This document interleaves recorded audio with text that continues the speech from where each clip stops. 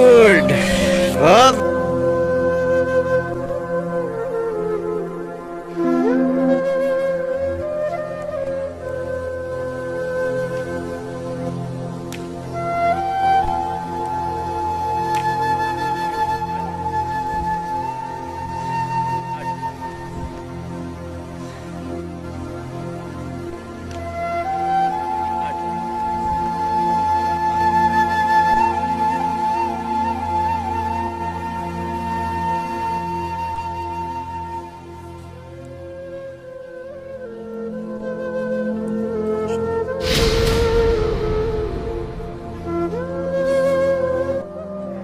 इरादे मजबूत हों और बुलंद हौसले हों तो इंसान कुछ भी कर सकता है। जी हाँ, मैं इस समय उत्तर प्रदेश के रामपुर ज़िले के मिलक तहसील क्षेत्र के रायपुर गांव में हूँ।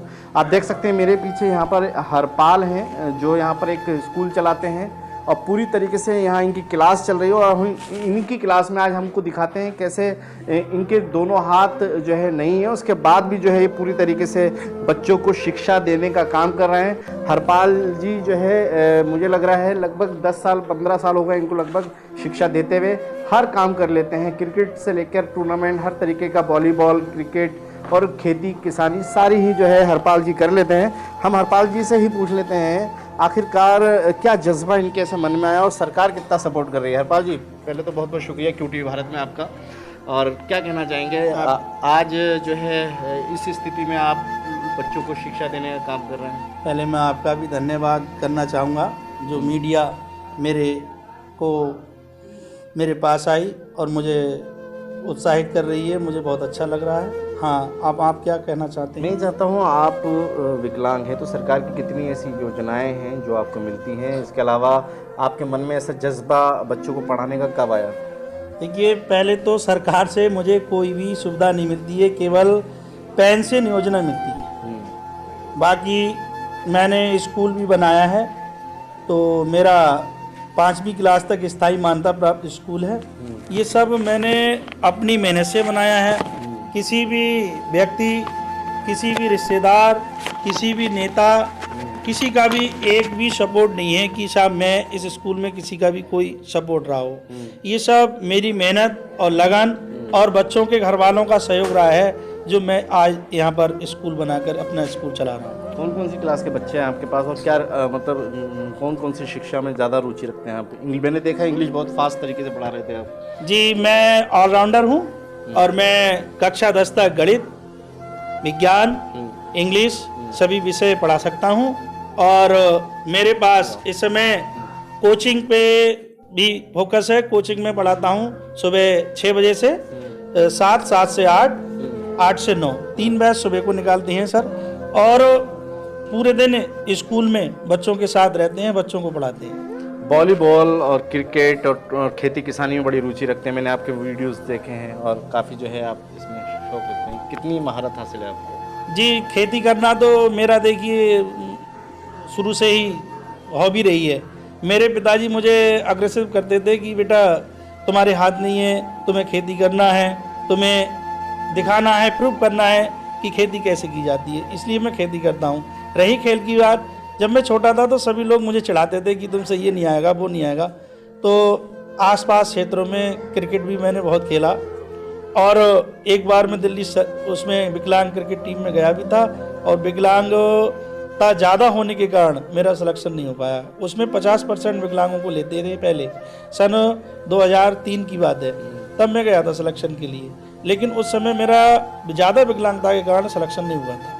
अब शिक्षा की जोत जला रहे हैं आप, बच्चों को जो है बच्चों भविष्य और उनका फ्यूचर बना रहे हैं आप, क्योंकि पढ़ाई इल्म जो है बहुत बड़ी ताकत होती है लड़ने के लिए भी और मंजिल पाने के लिए भी। तो आपने कितने ऐसे बच्चों को जो है शिक्षित कर दिया जो आज अच्छी अच्छी पोस्ट पे हैं जगह जगह? जी, मैंने सन 2001 से पढ़ाना शुरू किया है।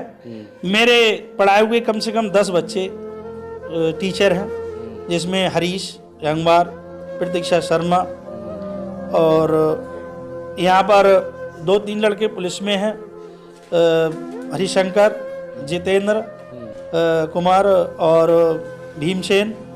ये बच्चों ने हमारे स्कूल का नाम रोशन किया है और मेरे अकॉर्डिंग ही ये बच्चे पढ़े हैं, आगे बढ़े हैं। और मेरे साथ ही खेल कूद के इनके अंदर जज्बा होता था। इन्होंने अपने फिजिकल में सुधार भी किया कि हमारा सर जब बढ़िया खेलता है तो हमारे 4 हाथ पैर हैं, तो हम भी उस प्रकार से अच्छा प्रदर्शन करें।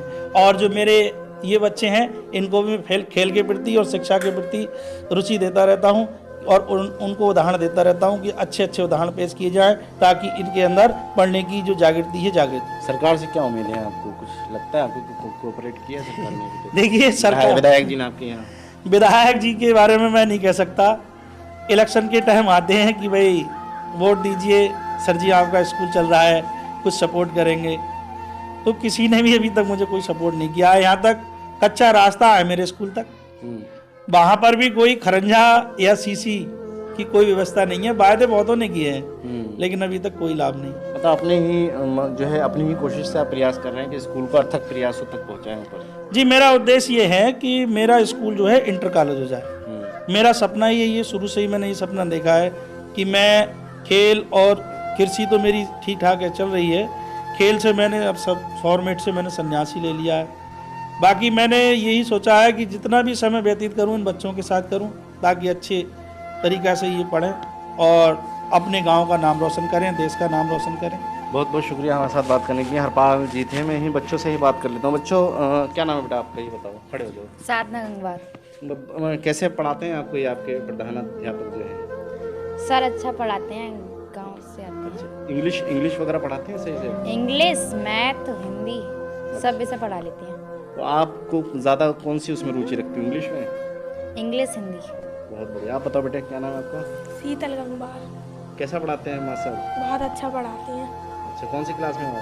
8th में हो। आप बताओ बच्चों, मास्टर कैसे पढ़ाते हैं मास्टर? सही पढ़ाते हैं। हैं? सही पढ़ाते अच्छी टीचिंग करते हैं? हैं। सही कहाँ, आप इसी गाँव के हो? नहीं अच्छा, दूसरे गाँव से पढ़ने आते हैं। मतलब कुल मिला के दूसरे गांव से पढ़ के आते हैं। हरपाल जी, आप आइए, हम स्कूल देखना चाहते हैं आपका। मैं कैमरामैन से कहूँगा कि स्कूल को थोड़ा सा दिखाएं और हरपाल जी को दिखाएं किस तरीके से स्कूल है इनका, और यहाँ पर बच्चों को शिक्षा देने का काम किया जाता है। इस क्लास में दिखाएंगे हम आपको। अब देखिए, यहाँ पर भी जो है और टीचर हैं, टीचर शिक्षा देने का काम कर रहे हैं।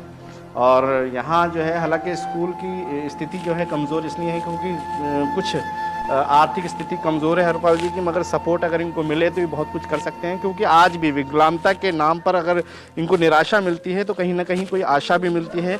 अच्छा काम करते हैं, शिक्षा की जोत जलाते हैं। इसके अलावा पूरा जो स्कूल का प्रांगण है, इस प्रांगण के अंदर इन्होंने बड़े ही मेहनत के बाद इस बिल्डिंग को तैयार किया है। हालांकि इसमें अभी लेसाई तक नहीं हुई है, मगर कोशिश इनकी ये है कि बच्चों को अच्छे से पढ़ाया जाए, अच्छी शिक्षा हासिल कराई जाए। इसके अलावा इंटर तक इनका स्कूल पहुँचे, और इनकी जो सोच है वो बहुत अच्छी सोच है। अर्थक प्रयासों से इन्होंने यहाँ तक मंजिल हासिल की है। इसके अलावा हरपाल जी जो है खेती किसानी भी करते हैं। विजुअल्स में आप देख सकते हैं खेती किसानी किस तरीके से हरपाल जी करते हैं, और कोई निराशा इनमें है नहीं। हालांकि इनके हाथ पूरी तरीके से नहीं है, मगर उसके बाद भी हिम्मत नहीं हारी है। आज भी उसी लगन से मेहनत करके आगे बढ़ रहे हैं, किसी के आगे हाथ नहीं फैलाते। ये सबसे बड़ी चीज़ है।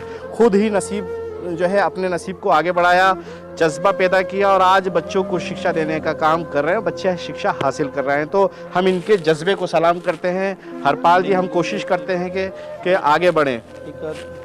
आप ये बताइए, आपने जो पहले जो आपने जिस तरीके से आपने कहा कि मैंने संन्यास ले लिया, मुझे एक बात बहुत खटकी आपकी, आखिर खेलों से आपने रुचि क्यों हटा दी थी? देखिए, पहले तो एज भी हो चुकी है, 30 ईयर्स या जो एज हो गई मेरी, और कुछ रुचि मुझे पता था कि खेलों में अब कुछ नहीं होने वाला। और मेरे अब 3 बच्चे भी हैं, शादी भी हो चुकी है, उनका भी जीवन यापन करना है और स्कूल को आगे बढ़ाना है। तो खेल में सर समय लगता है, और समय खेल में ज़्यादा व्यतीत होता था तो यहाँ पर डिस्टर्ब होता था, तो पढ़ाई में डिस्टर्ब होता था। कुल मिला के इनका मकसद ये है कि कोई डिस्टर्बिंग ना हो, बच्चे आगे से पढ़े और अच्छे से शिक्षा हासिल करने के बाद अच्छी अपनी कोई जॉब करें, नौकरी करें। तो कुल मिला के इनका सपना साकार होगा। ईश्वर तो इनका साथ देता ही है, इसके अलावा अगर सरकार इनकी मदद करते, कोऑपरेट करते, तो कहीं ना कहीं इनको बहुत लाभ होगा। वीडियो जर्नलिस्ट नाज़िम के साथ अफान अहमद, QTV भारत, उत्तर प्रदेश, उत्तराखंड।